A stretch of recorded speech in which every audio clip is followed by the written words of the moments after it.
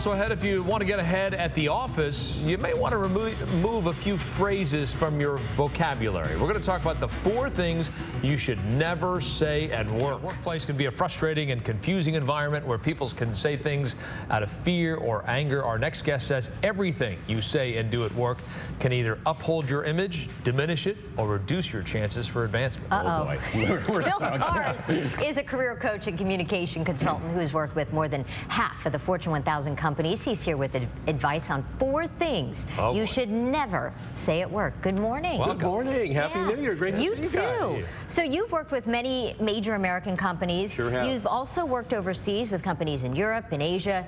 Are the communication mistakes the same across the board? Pretty much. Yeah, absolutely. Yeah. So let's get right into the and only 4 things? I think at least a dozen. There's probably about 24 things, Mark, to be honest with you. But we'll narrow it down to 4.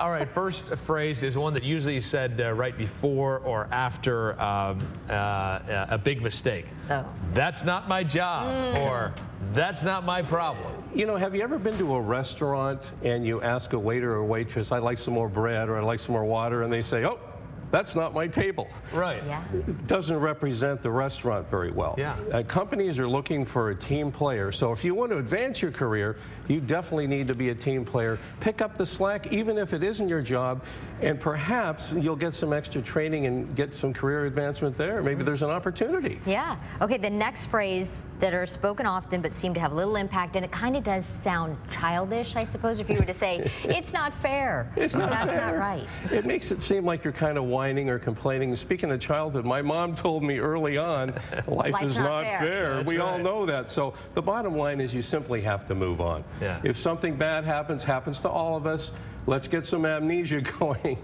Let's move forward and really focus on the future. A boss told me one time, focus on what you can control, and that's the present and that's the now, not the past. Very good advice. Next phrases are different but give the same impression when you say, that's impossible, or I can't do that, or that'll never work. That'll never work. Henry Ford had a great quote. He said, if you think you can't do it, you're absolutely right.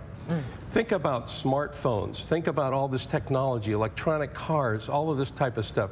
This is a can-do attitude. People say, yes, I can do that. We can do that.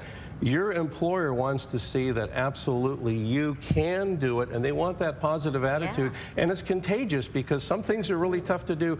Remain positive. That's really the key message. Okay. Finally, the phrase, I work alone, or I'll handle it myself. I don't need you. Yeah, it's like kind of a control freak, micromanager. Maybe you have a house out in the woods somewhere, kind of scary. Companies didn't think of it that way. But you know, companies want people, managers that can delegate things. If you can't delegate, then maybe you're not replaceable, and that means if you're sick that day, or God forbid you get hit by a bus, they can't replace you. That's company comes to a halt. That's it. So that's not a good thing. You have to develop yourself and develop others. All right. Hear that? Develop others. I'm right now in the development. We're working on it. Career coach Till Kahrs has a new best-selling book titled Enhancing Your Presentation Skills. For more information, you can go to our website, KTLA.com. Thanks so much. Thank you. Great to be with you folks. Thank you.